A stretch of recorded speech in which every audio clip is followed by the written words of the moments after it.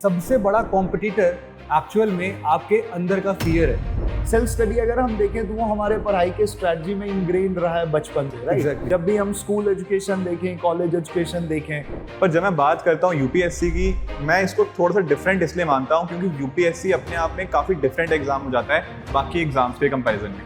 इसी वजह से मेरा सिलेक्शन नहीं हो रहा है, इसी वजह से मैं नहीं पढ़ पा रहा हूँ। जी। टेम्परेरी फेज है, सबके साथ आएगा जाएगा। आपको थोड़ा बड़ा गोल देखने की जरूरत है। ऐसा नहीं है कि बहुत ही ज़्यादा डिफरेंट है, ऐसा सोचना कि प्रीलिम्स अलग है, मेंस अलग है, नहीं।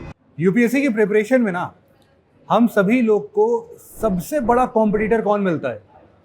कुछ लोग को लगेगा कि ये जो लैक्स ऑफ एस्पिरेंट्स हमारे सामने है ना, वो हमारे सबसे बड़े कॉम्पिटिटर है। लेकिन यहाँ पर ना एक बात का मैं ध्यान जरूर से देना पड़ता है कि सबसे बड़ा कॉम्पिटिटर एक्चुअल में आपके अंदर का फियर है। जो उस फियर से आगे बढ़ जाता है, उसे जीत जाता है, उसको यूपीएससी क्लियर करना कंपैरेटिवली काफ़ी आसान हो जाता है। यहाँ पर ना एक बहुत ही इंपॉर्टेंट मुद्दा आता है, एक बहुत बड़ा कंफ्यूजन भी हम बोल सकते हैं, जो कि है सेल्फ स्टडी करने का। बहुत बार ऐसा हमें लगता है कि हम इस एग्ज़ाम को सेल्फ स्टडी से ही क्लियर कर सकते हैं, और कभी दूसरे तरफ ये भी डाउट आता है कि सर हो सकता है किसी का हमें सपोर्ट मिल जाए, किसी कोचिंग इंस्टीट्यूट्स हमने ज्वाइन कर लिया, किसी टीचर से हमने कनेक्ट कर लिया, कोई मेंटोर मिल गया, बहुत तरीके के सपोर्ट्स के साथ हम इसको कंटिन्यू करना चाहते हैं।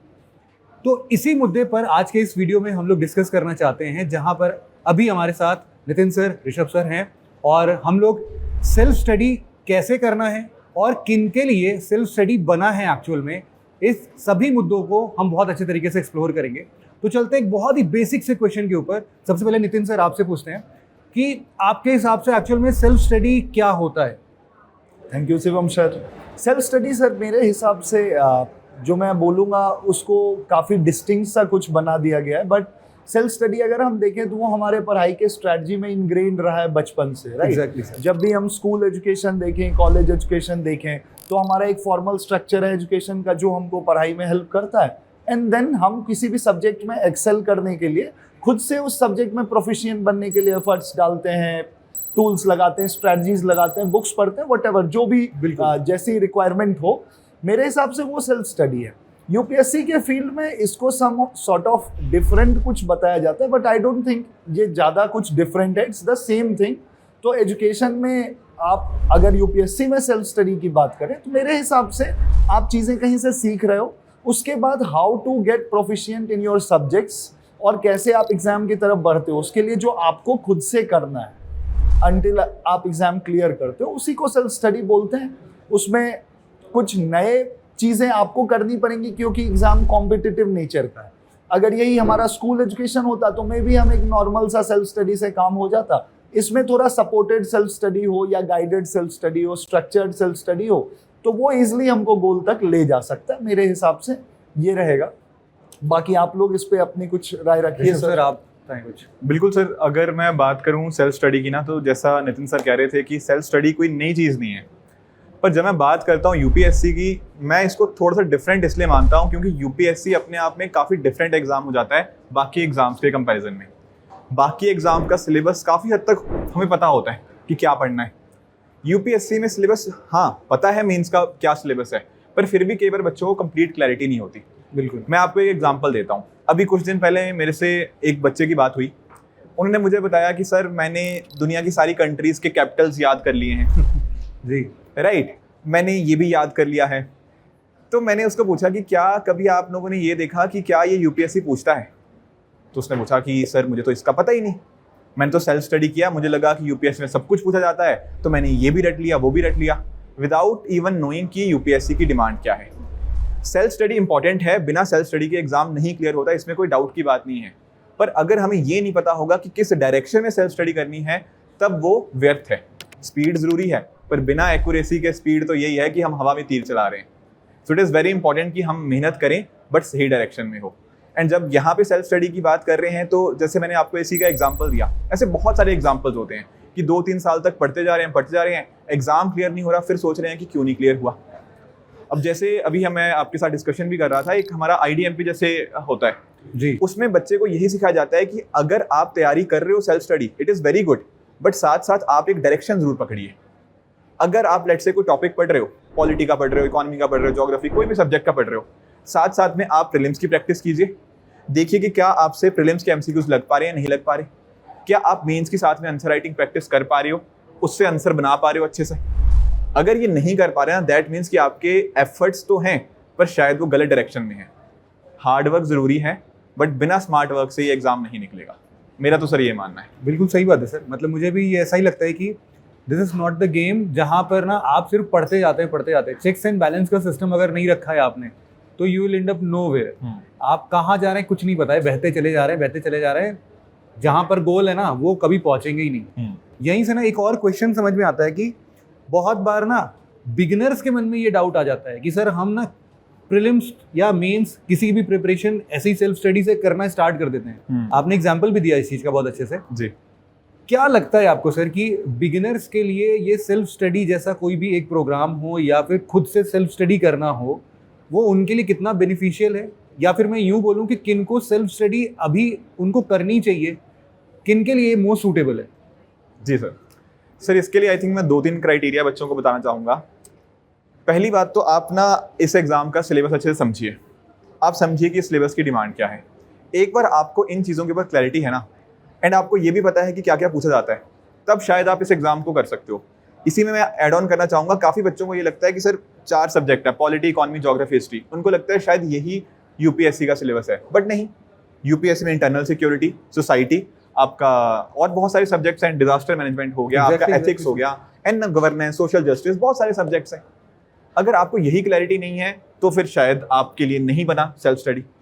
अगर लेट्स से आपको लगता है कि आपके ग्रेजुएशन के अंदर आपने कुछ खास मेहनत नहीं करी, या फिर आपको लगता है कि आपका बैकग्राउंड कुछ ऐसा रहा है जहां पर आपको लगता है कि एक सपोर्ट सिस्टम की आपको जरूरत है, तो कहीं ना कहीं शायद आप सेल्फ स्टडी के साथ साथ एक सपोर्ट सिस्टम जरूर अडॉप्ट कीजिए।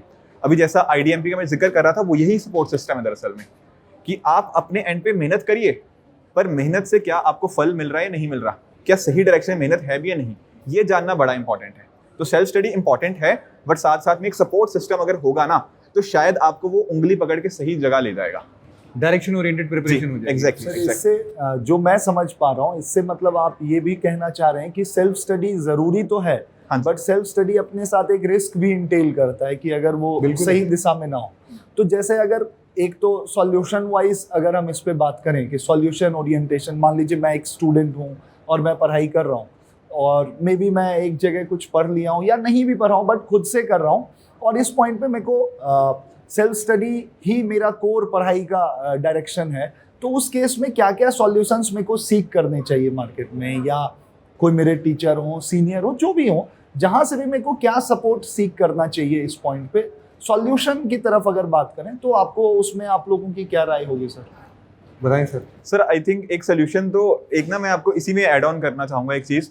एक्चुअल में आज ना हम बहुत सारी बातें करते हैं कई बार कि कंटेंट बहुत ज़्यादा हो चुका है। यूट्यूब की बात करें या और जगह की बात करें, तो कई बार बच्चे गड़बड़ पता क्या करते हैं, कई बार बहुत ही रैंडम प्रेपरेशन करते हैं। सेल्फ स्टडी के चक्कर में वो यूट्यूब पे चले जाएंगे, बट यूट्यूब में कहाँ पर जाना है? आजकल आप यूपीएससी सर्च करो, यूपीएससी स्ट्रेटेजी सर्च करो, शायद हज़ारों वीडियोज़ आ जाएंगी, पर किसको फॉलो करें, क्यों ना करें, किसको ना करें, that is something a very big concern. तो व्हाट इज रिक्वायर्ड इज कि अगर आप सेल्फ स्टडी कर भी रहे हैं, you should have proper sources एक बार आपने चॉकआउट कर लिए होने चाहिए। जैसे सुमित सर की बात करें, आप सुमित सर एडिटोरियल डिस्कशन लेते हैं, सुमित सर करंट अफेयर्स जो अभी बैच है, कितना स्ट्रक्चर्ड प्रेपरेशन है उसके अंदर। तो बच्चों को पता है कि जो वहाँ पे करंट अफेयर्स पढ़ाए जा रहे हैं, जो सर साथ में स्टैटिक की रिवीजन करवा रहे हैं, वो to the demand of the exam है। तो बच्चा इधर उधर भटक भी नहीं रहा, ये नहीं सोच रहा कि ये वीडियो देखूं या वो वीडियो छोड़ूं, कौन सा करूं कौन सा ना करूं। तो एक जो स्ट्रक्चर तैयारी होती है ना, अगर वो हो पा रही है तो वो सबसे बड़ा सोल्यूशन रहेगा। तो इट इज़ वेरी इंपॉर्टेंट कि जब कंटेंट इतना ज़्यादा आ चुका है ना दुनिया में, हम उस कंटेंट को लिमिटेड करें। बहुत कम कंटेंट होता था आज से 30-35 साल पहले शायद यूपीएससी में, वो भी एक कंसर्न था। 10 साल पहले भी कम ही कंटेंट होते थे, और आज बहुत ज्यादा होना। हम लोग खुद सर जब आई गेस स्टार्ट किए थे 15 से लेके 2021 तक इतना बूम नहीं था कंटेंट। एग्जैक्टली सर, यूट्यूब पे कोई वीडियो नहीं होती थी उसमें। शिवम सर, मैं आपसे एक चीज पूछना चाह रहा था जी। एक्चुअली मैंने कई बार नोटिस किया है कि बच्चे जब सेल्फ स्टडी करते हैं ना, तो काफी अपने आप को लोनली फील करते हैं कि मैं बाकियों से कट गया हूँ, मैं तो ORN में नहीं रहता, तो मैं कैसे सेल्फ स्टडी करूंगा। आपका यहाँ पे क्या सुझाव है कि ये लोनलीनेस जो आती है ना सेल्फ स्टडी के साथ, इसको डील करने का क्या तरीका हो सकता है? बिल्कुल है सर। एक्चुअल में क्या है कि मतलब मुझे तो ऐसा लगता है कि हर दूसरे तीसरे दिन ये डाउट मेरे पास भी आता ही रहता है जी, कि सब स्टूडेंट को ऐसा लगता है ना कि एक ORN, मुखर्जी नगर, दिल्ली या इलाहाबाद या पटना, कहीं पर भी आप अगर जाते हैं जहाँ पर यूपीएससी के बहुत सारे बच्चे बैठे हैं, उनके बीच में प्रिपरेशन करेंगे तो अलग ही माहौल बनेगा और वो माहौल से उनको वो एनर्जी मिलेगी पढ़ने की।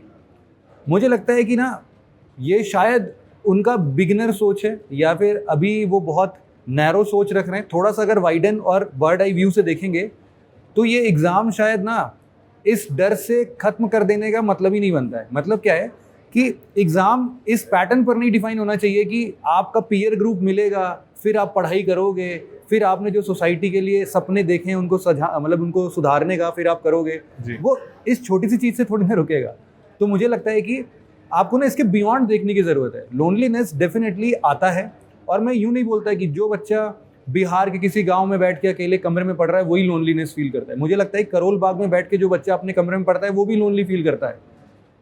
लोनलीनेस क्या है ना सर, एक टेम्परेरी फेज है। एग्जैक्टली आता है और जाता है। इस प्रिपरेशन में सबके साथ, आपके साथ भी हुआ, मेरे साथ भी, सर के साथ भी हुआ है, सबके साथ हुआ है ये। तो इसको ना अपना हथियार नहीं बनाना चाहिए कि इसी वजह से मेरा सिलेक्शन नहीं हो रहा है, इसी वजह से मैं नहीं पढ़ पा रहा हूँ। टेम्परेरी फेज है, सबके साथ आएगा जाएगा। आपको थोड़ा बड़ा गोल देखने की ज़रूरत है और उसके बेसिस पर जब आप डिफाइन करेंगे ना, आपको याद आएगा कि मैं इस एग्जाम की तैयारी करना क्यों चाहता हूँ जी। फिर रियलाइज करेंगे लोनलीनेस ये तो बिल्कुल ऐसे ही, मतलब छोटू सा है बिल्कुल ये प्रॉब्लम, तो ये तो ऐसे ही आएगा और चला जाएगा। आई थिंक सर आपने जो बहुत रेलेवेंट बात करी कि अगर हमारा वाई पार्ट क्लियर होगा ना, बिल्कुल, कि हम ये क्यों करना चाह रहे हैं, तो शायद वो वाई पार्ट ही हमारा स्टेपिंग स्टोन रहेगा। बिल्कुल सर, इस लोनलीनेस को टैकल करने के लिए। डेफिनेटली सर मैं इसमें बस एक ये ऐड करना चाहूँगा कि लोनलीनेस फील होना सर मेरे हिसाब से, जैसे मैं कॉलेज से आया या आप लोग भी आए होंगे जी। तो उस पॉइंट पे सडनली हमारा सोशल लाइफ नैरो हो जाता है, तो लोनलीनेस नेचुरल है। तो कई बार यूपीएससी में स्टूडेंट्स जो होते हैं उनको लगता है कि they feel very lonely, which is very okay, because क्योंकि वो कॉलेज से आ रहे हैं, कल को आपके 100 दोस्त थे, आज आपके 5 दोस्त हैं, तो you will feel lonely. But I am just telling कि अदर साइड ऑफ स्टोरी, जो लोग जॉब में जाते हैं या कुछ और भी करते हैं, उनका भी सोशल लाइफ कट डाउन होता है। तो उसको बहुत अपने माइंड पे नहीं आने देना चाहिए कि I am feeling lonely and all, because आपका लाइफ चेंज हो रहा है, आप प्रोफेशनल लाइफ की तरफ बढ़ रहे हो, तो ऑब्वियसली आपका सर्कल थोड़ा छोटा होगा। कॉलेज लाइफ इतना लाइक एक्सपेंसिव नहीं हो सकता। एग्जैक्टली सर, इसमें एक पॉइंट सर मैं ऐड करता हूँ डेफिनेटली सर, कि इसका ना बहुत बार बच्चे पूछते हैं कि सर सॉल्यूशन दे दो हमें। तो हाँ, मैं ना एक बार सॉल्यूशन पे भी बात करना चाहता हूँ कि लोनलीनेस का सॉल्यूशन क्या है। हाँ जी। हमें लगता है ना कि हमारा एक पीयर ग्रुप ऐसा हो जो कि यूपीएससी से डायरेक्टेड हो, उससे मैं यूपीएससी की बातें करूँ, वो मेरे से यूपीएससी की बातें करे, and this is how peer group forms, और मैं अपना लोनलीनेस हटा सकता हूँ। मुझे लगता है कि ये एग्ज़ाम अपने आप में इतना इंटरेस्टिंग है, हाँ जी, कि अगर आपने इस नॉलेज का मज़ा चखना स्टार्ट कर दिया तो मुझे नहीं लगता कि कोई भी लोनलीनेस फील करेगा। हम लोग बहुत बार अपनी हॉबीज़ बनाते हैं ना, नॉवेल पढ़ने की, हम लोग स्टोरी पढ़ते हैं, क्या मज़ा आता है, मूवी देखते हैं, क्या मज़ा आता है ना। उस टाइम क्या कोई बोलेगा अरे मैं तो यार दिन भर अकेले मूवी बैठ के देखता हूँ, मज़ा नहीं आ रहा है। अरे उसमें मूवी देखने में मज़ा नहीं है, वो प्रोसेस इंजॉयबल है। तो मुझे लगता है कि यूपीएससी भी इतने डिफरेंट पैटर्न्स को लेके आता है, इतने डिफरेंट सब्जेक्ट्स को लेके आता है कि यहाँ पर वो ही इंटरेस्ट बन जाता है हमारा, वो नॉलेज सीख करना ही सबसे बड़ा इंटरेस्ट है। और इनफैक्ट अगर इसके बाद भी आपको लगता है ना कि नहीं अभी भी मुझे लोनली फील हो रहा है, उस टाइम पर अपने घर परिवार के किसी को भी कॉल कर लो, 2-4-10 मिनट बातचीत कर लो, ये लोनलीनेस टेम्परेरी होता है और चला जाएगा, वापस से अपने पढ़ाई पर लौट जाओ। बिल्कुल सर, एक अगर आपकी परमिशन हो, एक जोक मैंने अभी रिसेंटली पढ़ा सोशल मीडिया पे। तो एक वाइफ अपने हस्बैंड से पूछती है कि अकेले हो या फिर लोगों के साथ हो, तो हस्बैंड उसको बोलता है कि लोगों के साथ में अकेला हूँ। तो कई बार जिंदगी में हमारे आसपास बहुत सारे लोग होते हैं, बट फिर भी हम अंदर से लोनलीनेस फील करते हैं। तो ये आजकल काफ़ी मतलब दिस इज समथिंग काफ़ी सारे लोग आजकल फील कर रहे हैं। प्रॉब्ली सोशल मीडिया का भी एक नेगेटिव इम्पैक्ट आया है डेफिनेटली। एंड एग्जाम की तैयारी में हमें अक्सर ये दिक्कतें आती हैं, कुछ फेलियर्स आते हैं डेफिनेटली, बट कैसे हम उनको डील करते हैं अपनी स्ट्रेंथ के साथ, कैसे अपना जो सपोर्ट ग्रुप होता है वो हमें मदद करता है, आई थिंक ये काफ़ी रेलेवेंट बन जाते हैं। तो सर इसमें सेल्फ स्टडी के रिलेवेंस में अगर देखें तो गाइस या जो भी स्टूडेंट्स हैं जो सेल्फ स्टडी चुनते हैं, they might feel lonely, it is natural. तो मतलब आप लोग के हिसाब से जैसे मैं ये समझता था कि मेरा एक ऐसे अपने लिए प्रिंसिपल बनाया था कि टोटल लाइफ में मेरे लिए जो रेलिवेंट लोग होंगे वो मेरे हाथ के उंगली से ज्यादा नहीं हो सकते। मम्मी पापा को जोड़ के 4-5 बहन को जोड़ के हो गए और 5 मेरे दोस्त होंगे। इससे ज्यादा अगर लोग आपके लाइफ में हो रहे हैं तो मेरे हिसाब से आप थोड़ा ज्यादा एक्सपैंड कर रहे हैं। बट अब ऐसा भी नहीं होना चाहिए कि आपके पास कोई भी नहीं है, because ultimately we are humans, right?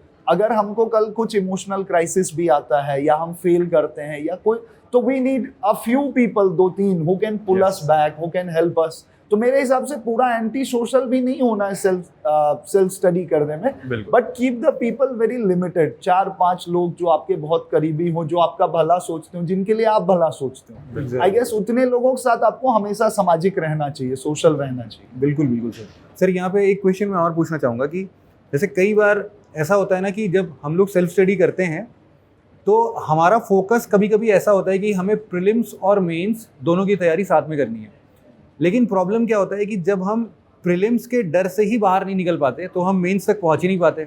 हमारा ज़्यादातर टाइम प्रीलिम्स में चला जाता है, लेकिन हमें बैक ऑफ द माइंड में ये भी पता होता है कि दोनों को साइमल्टेनियस प्रिपरेशन भी करना है। ऐसे सिचुएशन में सेल्फ स्टडी को हम कैसे टैकल कर सकते हैं? सर मेरी उसमें राय, जैसे मैं अपने एक्सपीरियंस के थ्रू बताना चाहूँगा कि मैं जनरली क्या करता था, अपने प्रिपरेशन को 3 स्टेजेस में बांटता था। तो एक मेरा जो पहला फेज दिसंबर तक का रहता था, जैसे ये अटेम्प्ट दे रहा हूँ, तो दिसंबर तक मेरा मेन मुद्दा होता था सब्जेक्ट प्रोफिशिएंसी। मैं ये नहीं सोचता था कि प्रीलिम्स में क्या आएगा और मेंस में क्या आएगा। फॉर एग्जांपल मैंने अपने बुक्स ले लिए हैं और टेस्ट सीरीज लगा ली है जिस पे मैं प्रैक्टिस करूँगा। तो पॉलिटी पढ़ना है, तो अगर मेरे सिलेबस में प्रेसिडेंट फॉर एग्जांपल आ रहा है, तो जो मेरा सोर्स है, मैं पहला चीज़ करूँगा कि I should be proficient in that chapter. चाहे उससे आप मेरे को ऑब्जेक्टिव पूछो या सब्जेक्टिव पूछो, that is a different matter. तो दिसंबर तक मैं इस स्टेज में रहता था। मैं उसको बहुत वैसे नहीं लेता था कि प्रीलिम्स का करूं, और प्रीलिम्स मेंस का मेरा काम टेस्ट सीरीज के थ्रू हो जाता था। चूंकि मैं एक टेस्ट सीरीज लिया रहता था, तो वो प्रीलिम्स का भी पेपर संडे को गया, लगा लिया, मेंस का 2-3 दिन लिख लिया, तो पढ़ने वाला पार्ट स्ट्रॉन्ग करता था और थोड़ा टच में रहता था। प्रीलिम्स मेंस साथ चल रहा है। फिर जब दिसंबर आया, तब वहां से मैं प्रीलिम्स की तरफ गियर अप होना चालू करूंगा। फिर प्रीलिम्स खत्म होने के बाद फिर सेग्रीगेटेड मेंस का। तो मैं कंबाइंड वे में ये करता था कि यार बहुत ज़्यादा आप एक सपोर्ट ले लो एग्जाम के ओरिएंटेशन से, और बुक प्रोफिशिएंसी पे ध्यान दो। जो भी आप बुक या नोट्स जो भी आप पढ़ रहे हो, जो आपका ट्रेडिशनल सोर्स है, उसको मजबूत करो, क्योंकि ultimately you will write what you have read. जो आप वहाँ से पढ़ोगे, जो सीखोगे, वही आप प्रीलिम्स में भी टिक लगाओगे और वही आप मेंस में भी लिखोगे। तो मेरे हिसाब से कंबाइंड टाइम में subject proficiency should be the focus, और उसके साथ आप टेस्ट सीरीज या एक सपोर्ट, जैसे आईडीएमपी आप बता रहे थे, तो आप डेली का उसमें आपका प्रीलिम्स का क्वेश्चन, मेंस का क्वेश्चन है, आप अपना पढ़ो और अटेम्प्ट करता रहो लगातार। अगर आप करते रहते हो साल भर, तो तीनों चीजें अच्छी चलेंगी। फिर दिसंबर से आप स्पेशलाइज प्रिपरेशन पे आ जाओ, दिसंबर जनवरी, डिपेंडिंग ऑन जितना आपका प्रोफिशिएंट है कौन सा पार्ट। मैं इस तरीके से अप्रोच करता था। आप लोग सर इसमें बताएं सर अगर आप। आई थिंक मैं सर की बात से कम्प्लीटली अग्री करता हूँ इस बात से। एक्चुअल में मैं दोनों को अलग देखता ही नहीं। और अगर सर आप पिछले कुछ 3-4-5 साल के प्रीलिम्स के पेपर नोटिस करोगे, you won't be finding too much of a difference in prelims and mains के अंदर। बहुत सारे मैंने कई बार ऐसा नोटिस किया है कि कुछ चीज़ें हम मेंस के लिए पढ़ रहे हैं, वो प्रीलिम्स में काम आ जाती हैं। बिल्कुल है सर। जैसे अभी मैं, और उल्टा भी इसका ट्रू है, प्रीलिम्स वाली बहुत सारी चीज़ें मेंस में काम आती हैं। आर्ट एंड कल्चर के अंदर कई बार हम टेम्पल्स के नाम याद करते हैं कि ये टेम्पल यहाँ पर है, ये इस पीरियड में बना, ये उस पीरियड में बना, वो क्वेश्चन मेंस में आ रहे हैं एंड वहाँ पर हम उनको एज एन एग्जाम्पल की तरह यूज कर रहे हैं। बिल्कुल। सिमिलरली कई बार क्या होता है, गवर्नेंस के कुछ क्वेश्चंस हमारे आजकल इनडायरेक्ट वे में हमारे प्रीलिम्स में पूछे जाते हैं। पिछले कुछ साल में एक मार्क्सिज्म के ऊपर क्वेश्चन आया था प्रीलिम्स के अंदर, वो हम मेंस में पढ़ते हैं। तो होता क्या है ना कि ऐसा नहीं है कि बहुत ही ज़्यादा डिफरेंट है, ऐसा सोचना कि प्रीलिम्स अलग है मेंस अलग है, नहीं। काफ़ी हद तक एक सिमिलरिटी अब तो आ चुकी है। यूपीएससी के जो पिछले सालों के पेपर्स भी नोटिस करोगे, वो भी इस चीज़ को दर्शा रहे हैं, मेरा तो ये मानना है। प्लस जैसा सर ने कहा कि एक टाइम होता है जब आप दोनों का साथ में लेके चलो। जैसे सर ने दिसंबर तक का कहा, मैं थोड़ा सा उसको नॉर्मली जनवरी फरवरी तक ज़्यादा था, बट उसके बाद जो आखिरी के 3 मंथ्स हैं, वहाँ पर आपको ज़्यादा जो भी आपका इन हैंड है, जैसे अगर प्रीलिम्स के 3 महीने पहले हैं तो प्रीलिम्स का आपने ज़्यादा पढ़ना स्टार्ट कर दिया, प्लस आपने जैसा मॉक्स के माध्यम से मेंस का भी और प्रीलिम्स का वो साथ में करते रहे। exactly. तो आई थिंक अगर ये चीज़ अडॉप्ट करते हो तो बच्चा कभी ये नहीं फील करेगा कि मैं प्रीलिम्स के लिए कॉन्फिडेंट नहीं हूँ।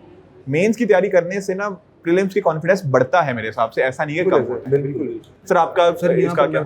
हाँ, मेरा ये मानना है सर कि यहाँ पर एक बहुत इंपॉर्टेंट फैक्टर एक और चीज का आता है, वो है करंट अफेयर्स का। जब भी प्रीलिम्स और मेंस में हम लोग पढ़ते हैं तो we even can not segregate कि हाँ ये वाला न्यूज़ प्रीलिम्स में काम आएगा, ये वाला न्यूज़ मेंस में काम आएगा। बहुत ज़्यादा नहीं कर सकते हम लोग, क्योंकि जैसा आपने बताया कि एग्जाम्पल्स तो कहीं पर भी काम कोट करने में आ ही जाता है। बिल्कुल। तो उसके लिए भी बहुत बार ऐसी सिचुएशन आती है। यहाँ पर एक ना मैं सॉल्यूशन यहाँ पर एक पिन पॉइंट करना चाहता था। जैसे भी सुमित सर का एक करंट अफेयर प्लस का बैच है, वहाँ पर सर क्या कर रहे हैं ना कि प्रीलिम्स के पॉइंट को, जो स्टैटिक पोर्शन है, उसको रिवाइज करा देते हैं सर। उससे क्या होता है कि जब आप अपनी प्रिपरेशन मोड पे हो, जब आप अपने करंट अफेयर्स को पढ़ रहे हो, तो आपका स्टैटिक भी नहीं छूट रहा है, और ये स्टैटिक प्रीलिम्स ओरिएंटेड भी है। आप एडिटोरियल डिस्कशंस में मेंस वाले टॉपिक्स को भी कवर कर रहे हो, तो होलिस्टिक प्रिपरेशन आपका डे 1 से ही हो रहा है। एट द सेम टाइम आपका स्टैटिक और करंट भी बैलेंस है। मतलब कि सेल्फ स्टडी में इस बात को भी ध्यान देना बड़ा ज़रूरी है कि ना सिर्फ आपका प्रीलिम्स और मेंस, बल्कि आपका करंट और स्टैटिक भी बहुत अच्छे तरीके से बैलेंस्ड हो। बिल्कुल सर, आई थिंक यही एक लिंकेज होता है करंट और स्टैटिक का। कई बार बच्चे इसको बिल्ड नहीं कर पाते, एंड आई थिंक आपने जो सोल्यूशन बताया ये इस ब्रिज को ना बहुत अच्छे से फिल करेगा, इस गैप को जो था इसको बहुत अच्छे से फिल करेगा आई थिंक। राइट। तो I think sir we have done sufficient discussion on self study जी। और मुझे लगता है कि स्टूडेंट्स आपको इससे काफ़ी हेल्प मिली होगी कि कैसे हम लोग सेल्फ स्टडी करें, डायरेक्शन क्या होना चाहिए, थॉट प्रोसेस कितना वाइड रख के हम लोग सेल्फ स्टडी करें। At the same time self study से अगर लगता है कि उतना प्रॉफिट नहीं मिल रहा है, तो how we can find the solution, कि हम इनकी सपोर्ट से, इनके हेल्प से भी हम लोग अपनी सेल्फ स्टडी को और इम्प्रूव कर सकते हैं। और हमने ये भी निष्कर्ष निकाला, जैसे नितिन सर ने बहुत अच्छे से पॉइंट आउट किया, कि self study is the part and parcel of UPSC. You can not avoid it. Either you are preparing on your own, या फिर आप कोचिंग इंस्टीट्यूट्स की मदद से भी अगर आप इसको प्रिपेयर करते हो, तो भी self study is the inherent part of your UPSC preparation.